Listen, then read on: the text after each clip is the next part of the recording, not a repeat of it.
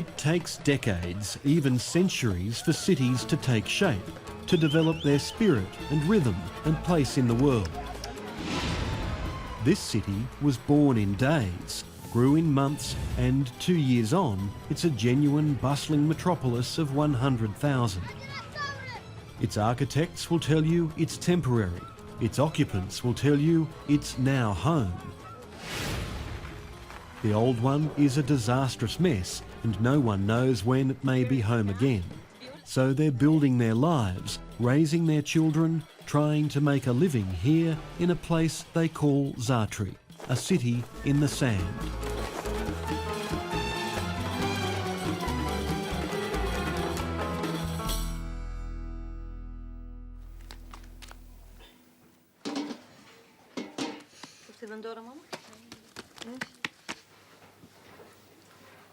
The Hariri family was among the first to arrive.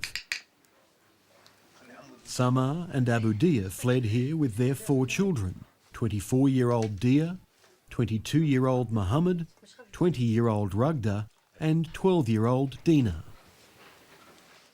عم بعطيهم الأمل وأيام أنا باخذ منها. This ordinary middle-class family has been shattered by the Syrian civil war. They're now doing what they can to heal and rebuild their lives here. As they do, they become an integral part of the fabric of this place, just like everyone else.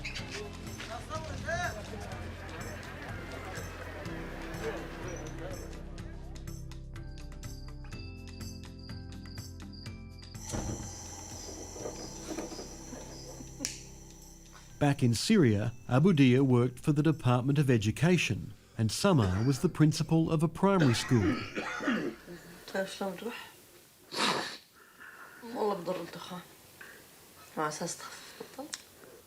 Theirs is a partnership that has defied the odds.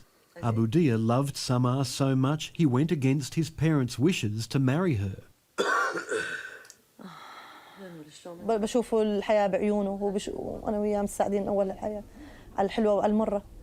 فيعني هو شلون بدي أقول لك نص الثاني.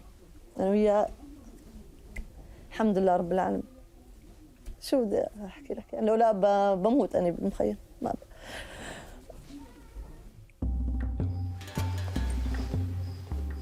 عندي مش بدي امدح لك بحالي يمكن سرعة البديهة. الحل الاجتماعية جيدة كثير. أولاد جامعيين 3 هندسة معلوماتية، هندسة عمارة، فيزياء. يملك من السيارات 3، عنده بئر ماء، مزرعة زيتون وعنب، أرض، مبسوط بحياته العملية، عنده أمل بالحياة بالمعيشة.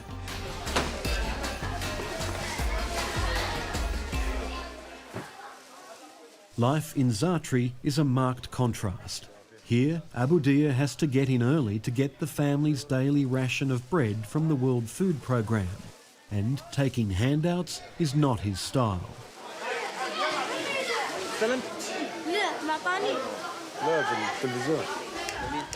عم تفكر بنفسك انه انت ليش عم يصير فيك هيك؟ ليش صاحب الكرامة طول عمره مديوس كرامته هيك؟ فهذا بيسبب لي ألم كبير أنا بالنسبة لي. أبوي وأمي دائما إنه بيحاولوا يعملوا أي شيء حتى يكون إحنا سعيدين، حتى إنهم ممكن إنه مثلا يعني إذا قل مثلا أكل عندنا، إذا قل مثلا ممكن هم ما يأكلوا عشان إحنا نأكل نشبع. The Hariris left Syria after Abu Diaa and his eldest son were among the many imprisoned and tortured by the government of Bashar al-Assad. بشيء لا يوصف، بشعور لا يوصف. أنت عايش بمنطقة رعب. إنه هسه الأمل بفوت، بعد شوي بفوت. وضع ما حد ينطاق بالبلد. ما حد القذائف منين تيجيك ما تعرف. القتل.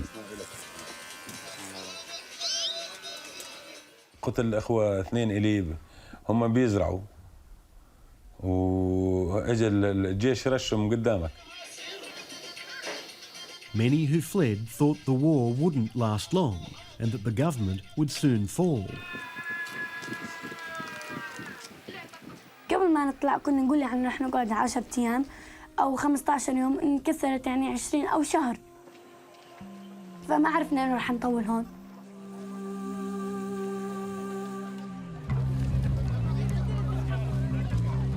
But what the Hariris thought might be 10 days away from home has turned into 2 years. And they've now become just one family amongst 2.8 million Syrian refugees. It's the worst refugee crisis the world has seen in over 20 years.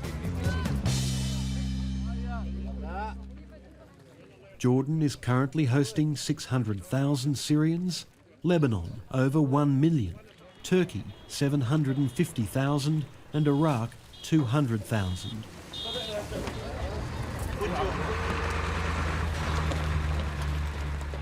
أنا كنت أسمع لاجئ والله، بس ما تخيلته عمليا. أسمع لاجئ فلسطيني، لاجئ عراقي، لاجئ، بس عملي ما تخيلته غير لما أنا صوت صحيح لاجئ.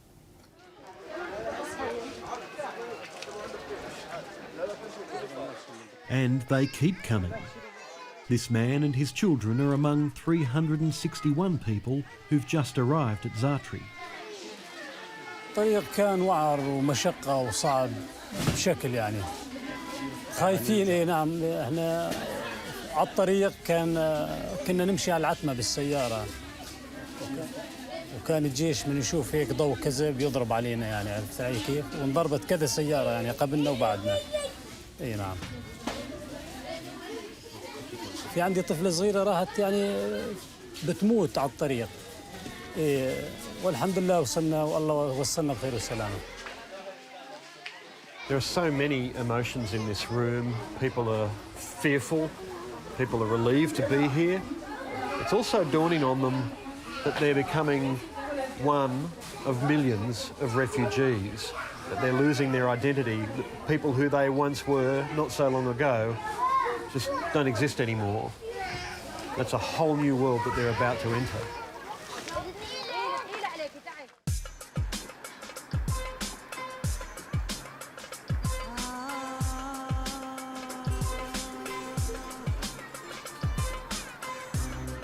Somebody ordered it? Or... Zaatari Camp is run by Kilian Kleinschmidt, a United Nations veteran of crises in the Balkans and Africa who's clocked up 25 years in the humanitarian aid business. How are you? Fine. Before he took charge last year, there were frequent stone-throwing protests and even riots in the camp. It was sort of an environment of violence, a culture of violence, a culture of discussing things with stones. They didn't know what was the plan for the next day even, or the next weeks. So there was no level of exchange, no transparency. This water tank, is this theirs or it's for everybody? But this no-nonsense German has turned that around. Somebody is coming to visit. And in this camp, you never know what you might come across. Her dad. After how long you visiting your family? He hasn't seen them for a year and 10 days. Really? Oh, welcome, welcome.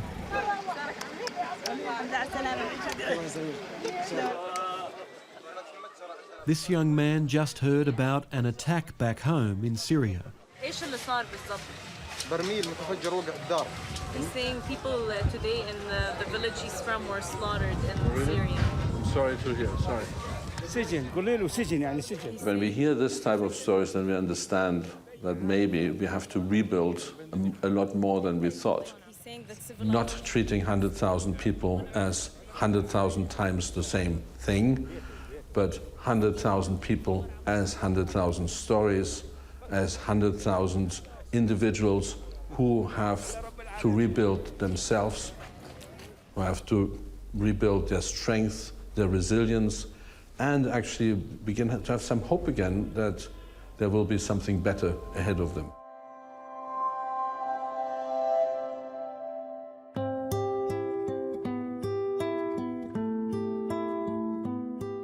It's hard to imagine how much the Hariri's life has changed over the past few years.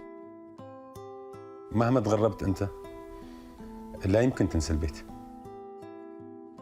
بيت عمرته خلال 15 سنة أني. كل وردة إلها قصة، كل شجرة إلها قصة عندي.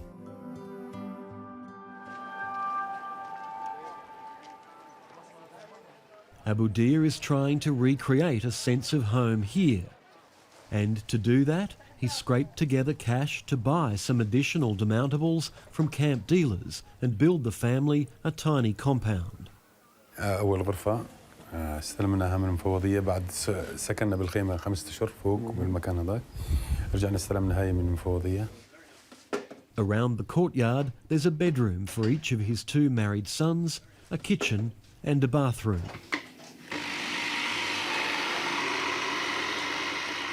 والله أبو ضياء بيشتغل بكل طاقته حتى يأمن لنا نفس الجو اللي كنا عايشين فيه بسوريا. بس لما أكون زعلانة، لما تطلع الغبرة أقعد أبكي، يعني من الغبرة كنت مشتغلة وتعبانة، أقول له هسه بدي أرجع سوريا، ما عاد أقدر أتحمل، يقول لي لا أم ضياء معلش. However, all that Abu Diaa has achieved is actually against the rules. The Jordanian government is adamant this camp is just a temporary solution. Syrians are not allowed to leave the camp unless they're bailed out or need special medical treatment. At the same time, the buying and selling of these demountables is forbidden. And refugees are banned from bringing concrete and building materials into Zaatari. But when you're in a fight to survive, rules are made to be broken. And as the weeks have turned into years, each family has done what it can to get ahead. Because as much as it hurts to admit, for now, this is home.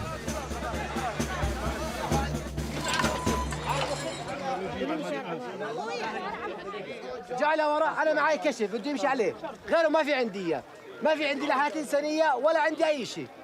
وصل أو إني ألف الكرامة ضل يطلع برا. غير الكرامة بعرف. جواب. These portable shelters, like Abu Diaa's, have become the camp's most prized possessions, and there are always arguments over who gets one and why.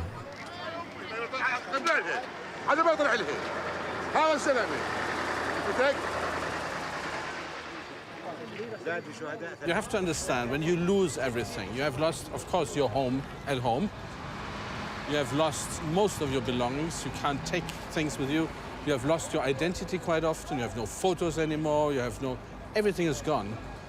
So this feeling of me, I have to protect myself, becomes even more important in this context than it would be for you and me. For them to be able to say, no, this is mine now, counts much more than anything.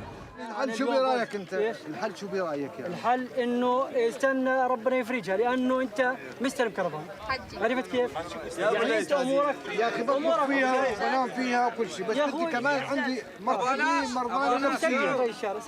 مرض سجل عند رئيس الشارع. لا ما بديش اسكت.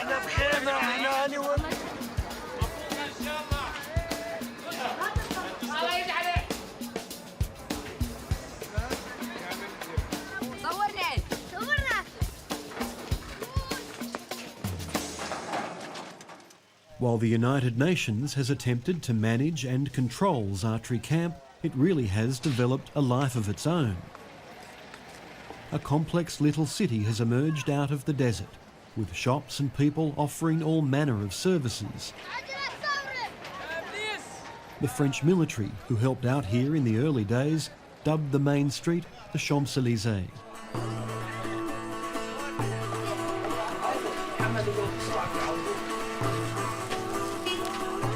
It is unbelievable how fast they have gone within not even 2 years of the existence of this camp in setting up their homes, in setting up shops, and setting up some form of a new life.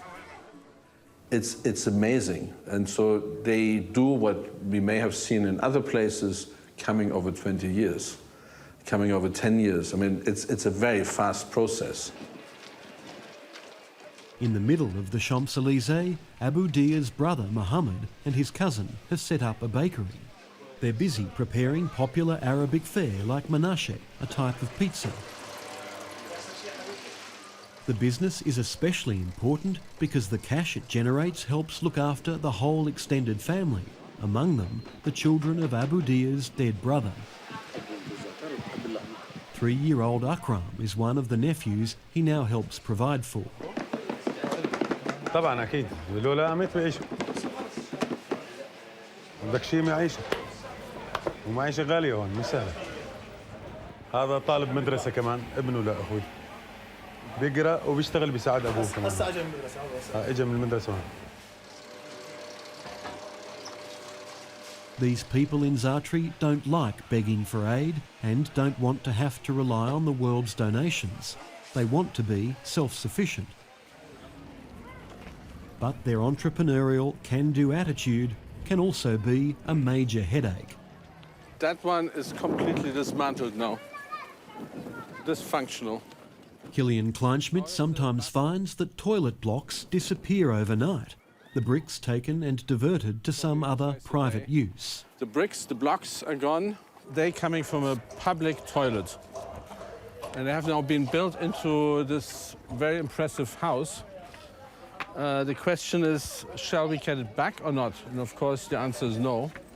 Thinking about 60 buildings which have disappeared. And this is how they use the materials.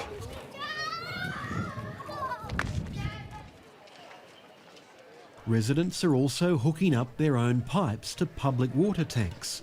Kilian thinks the people here might charge others a fee to use the water they siphon off. But it's always hard to get to the bottom of what's going on. He says that everybody shares these pipes that are here, so whoever brings containers, they can fill up the water. I asked him if anybody pays for anything. He said no, for sure. Sure, no money? Okay, very nice to meet you. Thanks for your efforts. Which efforts? You're doing everything. With 100,000 people camped out in the middle of a dusty desert, you can understand why water is a source of constant argument and trouble, and Abu Diaa's street is no exception.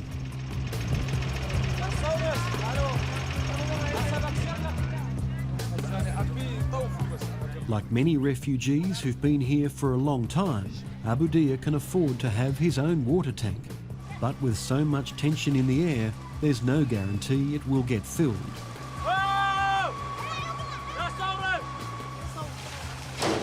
Meanwhile, new arrivals at the camp have to fight it out at the public water tanks.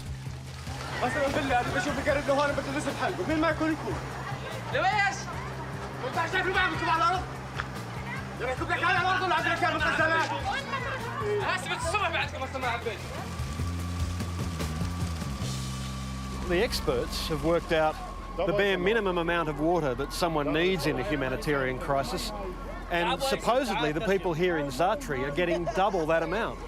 But it's still a massive source of tension. There are fights about it every day, arguments. We've seen them up and down these streets. And the people here are desperately trying to rebuild normal lives on the edge of a parched desert. وبسحب حاله وبنهزم واللي بقال اللي بيمر يم الخزام بده يعبي مي من وراه عرفت علي بدي افعل واترك فيه. That is now the new big issue. As we move into the summer soon, we can only predict that it's going to get worse. And so we better find ways of a more equitable access to water for everyone.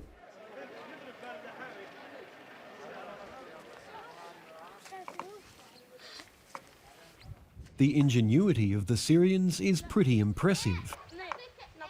Abu Diaa's brother-in-law, Tarek, has helped connect their home to the camp's electricity supply, and he sometimes stops by to make the odd repair.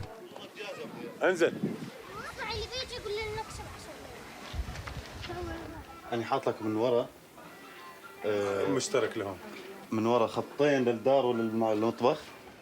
Tarek and others like him have built much of the camp's electrical grid. The trouble is, it's all completely illegal. Another case where those in charge have been forced to adapt, just as the refugees have.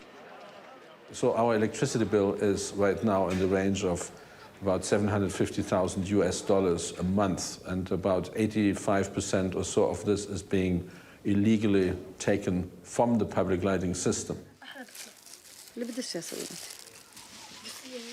Despite all that Samar and Abu Diaa have managed to scrape together for their children, there is one crucial element missing. أنا كنت أتوقع الناس كلها تغار من اللبس، من الأكل، من كل شيء، بس عائلتنا بتغار من التعليم. والله نعست. كان بهمني جدا إنه أولادي يطلعوا متعلمين. أسهر معاهم وأتعب معاهم لأني كنت مقتنعة إنه هو التعليم أساس الحياة.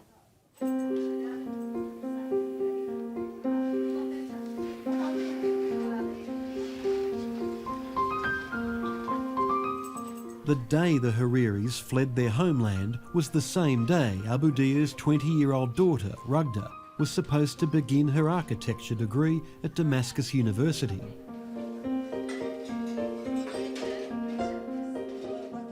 بحب أرسم آثار، بحب أرسم بيوت وهاي لأنه باختصاصي أعمالها. كانت حلمي وبس ضاعت.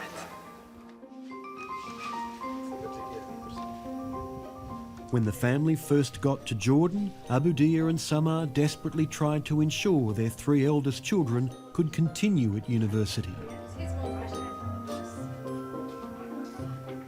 لما حملوا شناتيهم وهربوا من المخيم كان شو هدفنا؟ إنه يطلعوا يدوروا بعمان على جامعات. فطبعاً هذا دفع للتعليم، كنا مقايسين عن كل شيء هم يتعلموا. In the end, though, it came down to one simple thing. يعني بالأردن ما في جامعة، ممنوع للسوري يدرس بالجامعات، أو بده ماني، بده مصاري. ما في إمكانية، يعني إحنا ما معنا إمكانية إنه ندرسه بمصاري لدينا.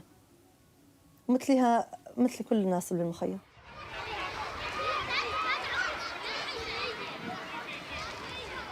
The fate of Syria's kids is a question Samar confronts each day. She's a teacher at one of the camp schools established with a donation from Bahrain.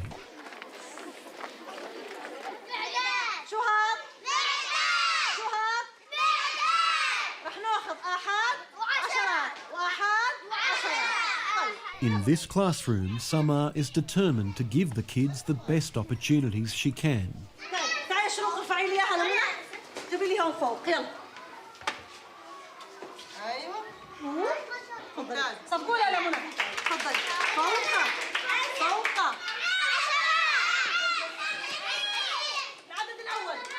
They're plagued by diseases like hepatitis and scabies.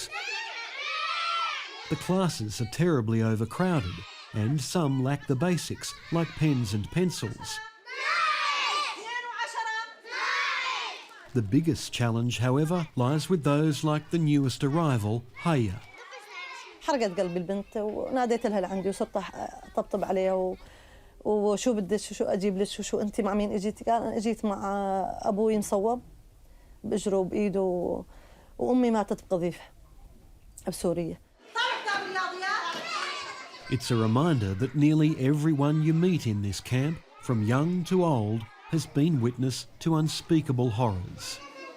إن شاء الله يعني إني بتمنى إني أعطيها جزء من اللي الأم بتوفره إن شاء الله، جزء بسيط يا ريت أقدر إني إن شاء الله.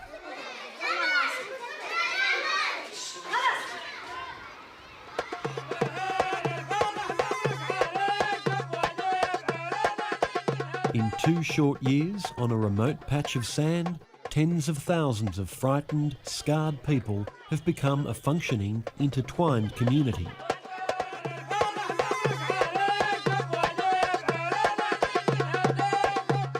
Profound friendships have been forged. Every now and then, love blossoms, and a makeshift camp becomes a makeshift function centre.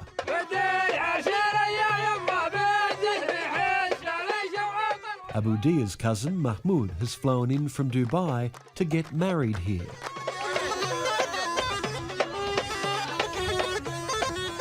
While the bride-to-be is getting ready, it's time for the men to dance. هذا عرس مصغر عبارة عن تسلية أو عرس ترفيهي.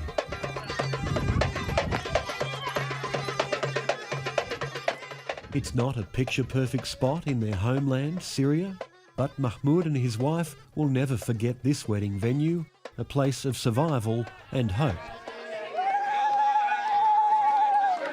So for now, for everyone here, this is home, even if it is haunted by memories of the other. المأزق صعب. قد ما تحكي عنه رح يكون أصعب شيء بحياتك. احنا مش بنتعطاهم او يعني بنقول لهم انه يساعدونا، لا، رد الظلم. يعني انت حاول انك ترد الظلم لو بكلمة حق تجاه الشعب السوري كله، تجاه الاطفال، ما بدناش تجاه الشباب اللي دمرت دراستهم وراحت كلها.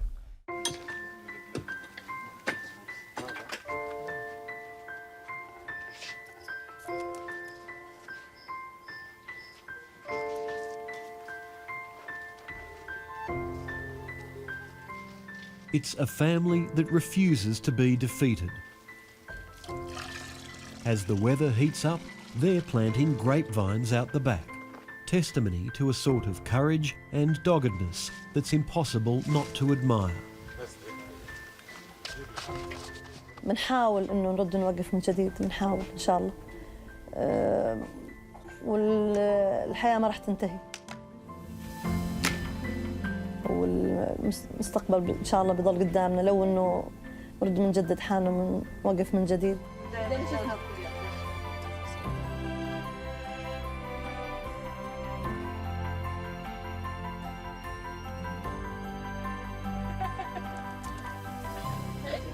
الله اسكتوا.